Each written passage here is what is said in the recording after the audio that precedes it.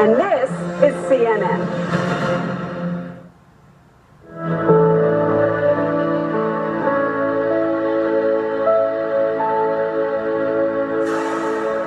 You're watching CNN. I'm Brooke Baldwin. Thank you so much for being with me on this Tuesday. Got a big hour for you. First of all, let me just set this up because any minute now, investigators in California will be holding a news conference on the sudden and incredibly shocking death of the legendary Robin Williams. He was a comic legend, also a master of drama. So we are expecting new details today from investigators. They'll be revealing how the actor died. Williams was found dead in his home in Tiburon, California. He was 63 years of age, and today an autopsy is being carried out, but authorities already suspect Williams took his own life after suffering from severe depression and addiction.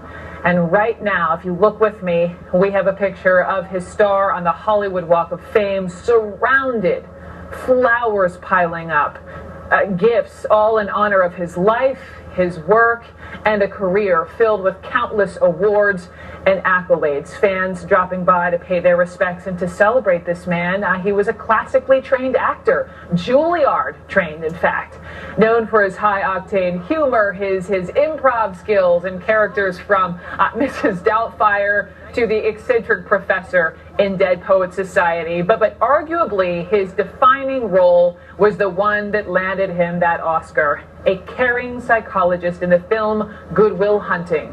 The clip you're looking at, this was shot at a bench in Boston Common in downtown Boston. And so today, that ground around the bench through the day, as you can see, chalk marks on the sidewalk and some flowers and some greenery there on the bench in honor of the legendary Robin Williams, just fans dropping by.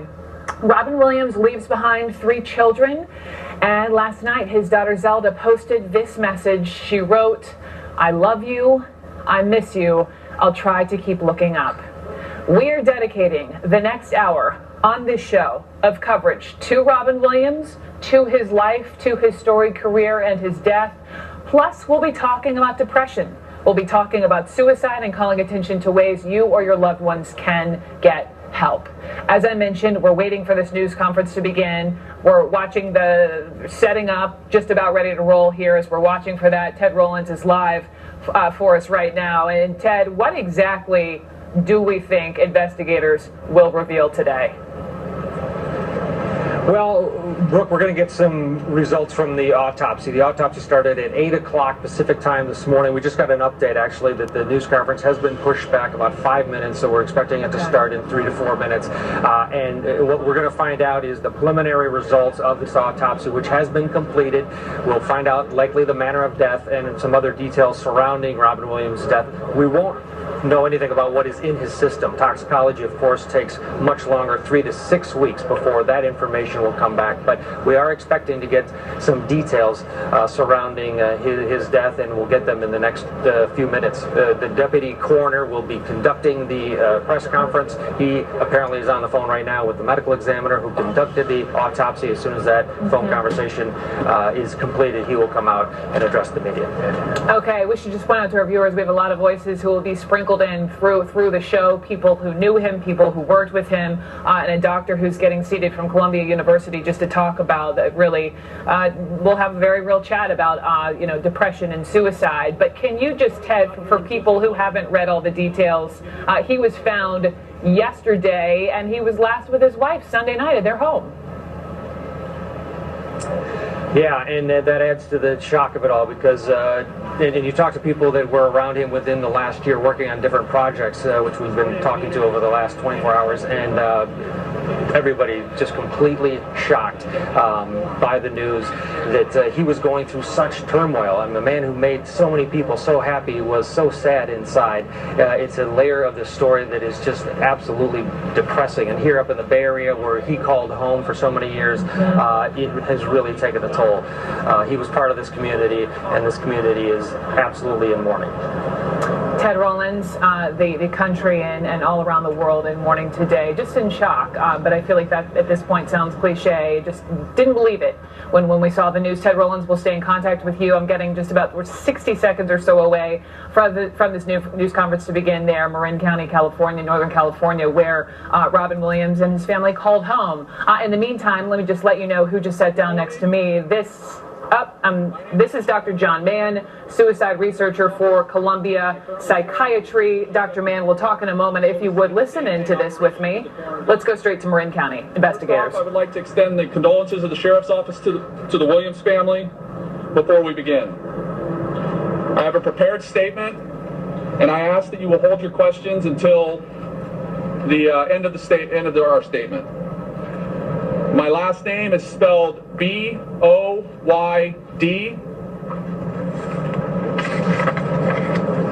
On August 11th, 2014, at approximately 11:55 a.m., Marin County Communications received a 911 telephone call reporting that a male adult had been located unconscious and not breathing inside his residence located at 95 St. Thomas Way in unincorporated Tiburon, California. The caller was distraught and indicated at that time that was an apparent suicide due to a hanging had taken place and that rigor mortis had set in. The Sheriff's Office, as well as representatives of the Tiburon Fire Department and Southern Marin Fire Protection District, were dispatched to the incident with emergency personnel arriving on scene at 12 p.m. The male subject, who was pronounced deceased by firefighters from the Tiburon Fire Department at 12:02 p.m., has been identified as Robin McLaurin Williams, a 63-year-old resident of unincorporated Tiburon, California.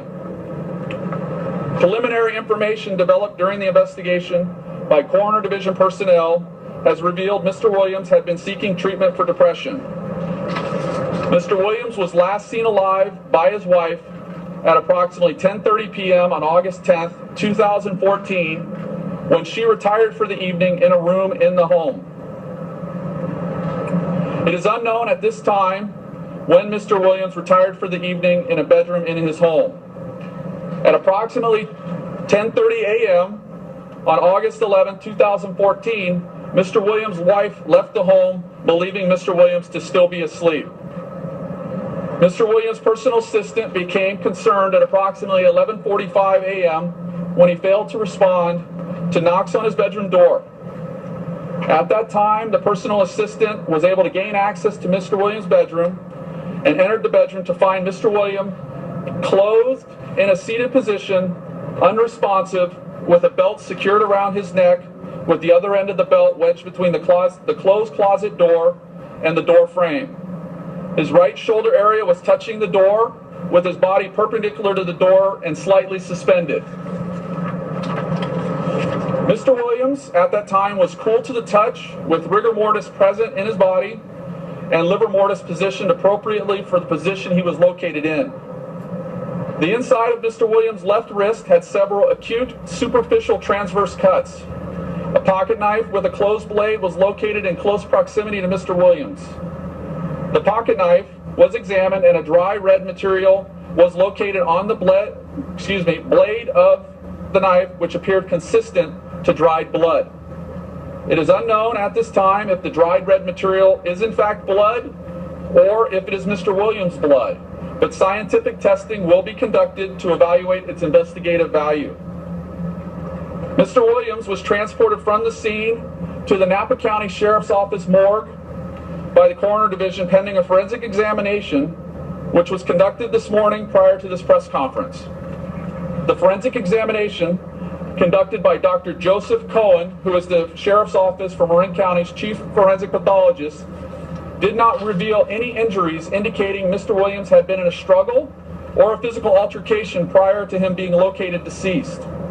The preliminary, and I again say preliminary, results of the forensic examination revealed supporting physical signs that Mr. Williams' life ended from asphyxia due to hanging. Toxicology testing will be conducted to determine if Mr. Williams had any chemical substances in his system at the time of his death. Toxicology results will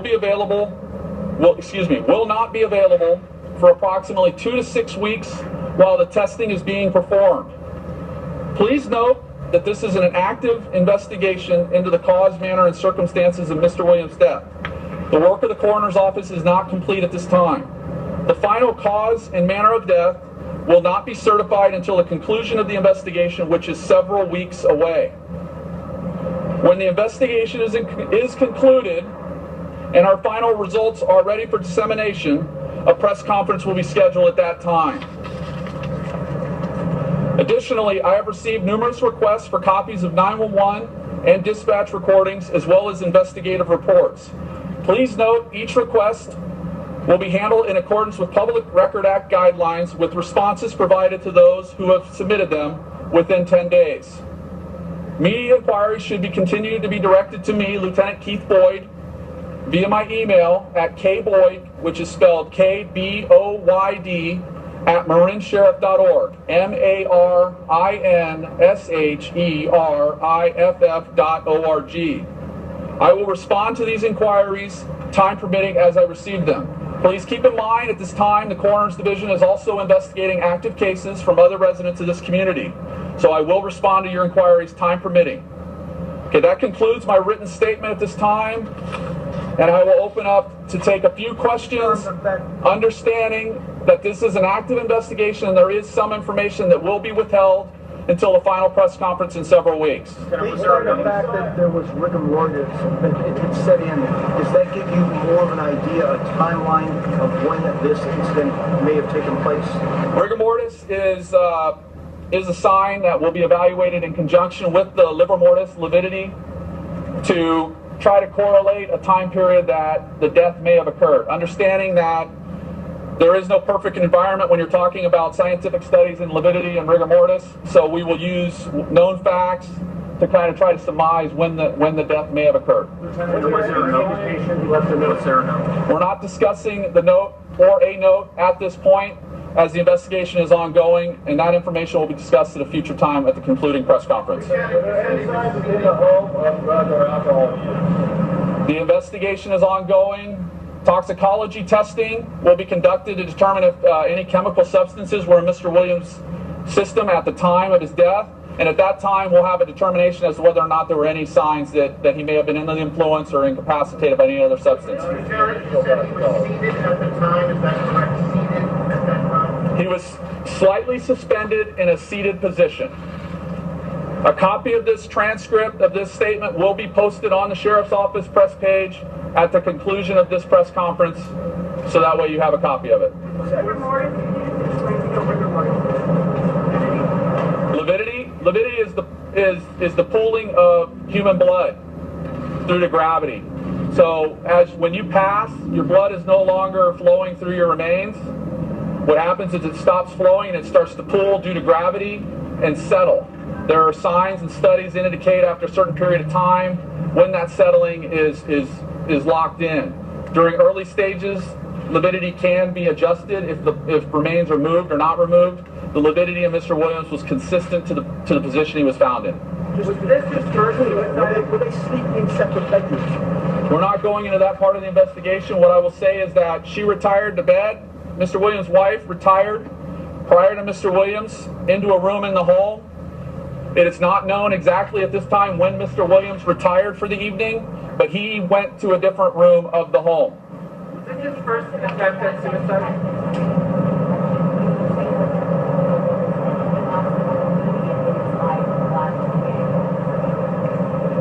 What I would say is he's been treated for depression. Outside of that at this time, we have some concerns about HIPAA protections. So we're a little slightly prohibited in getting into future aspects until the investigation progresses a little further. I had a question over here first. We're not releasing any information to that effect as the investigation is ongoing. We still have people we want to speak with, and so there is some information we are going to withhold. I heard somebody over here, Emil. Yes, ma'am. What other information about his health did you glean from your investigation and your examination? With what respect do you mean? With his prior health before the suicide. Any other findings from the forensic examination specific to his health will be addressed at the future autopsy. Future press conference. Heart issues. That will all come to light at the future press conference. At this time, it's not a factor of what we're going to discuss relevant to what our findings were today. You said that he was fully clothed. Was he wearing the same clothes that you've been wearing previously? What I said was he was clothed. I didn't say fully clothed. I said he was clothed, and that's what we're going to say. He had clothes on, and that's how we're going to address that at this point until the investigation is concluded. Were the cuts on his wrist recent? They were acute, superficial. Acute is recent. Does that have nothing to say that do you have at least an estimate on when he died? When you say, can you explain what, are you talking about the night? No, superficial wounds were not the preliminary cause of death. The preliminary cause of death is asphyxia due to hanging. And then you have an estimated time on when he may have died? The investigation is ongoing. Unfortunately, we still have to surmise to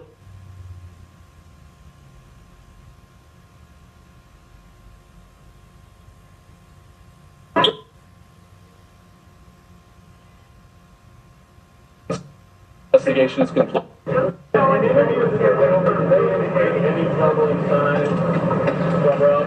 I'm sorry.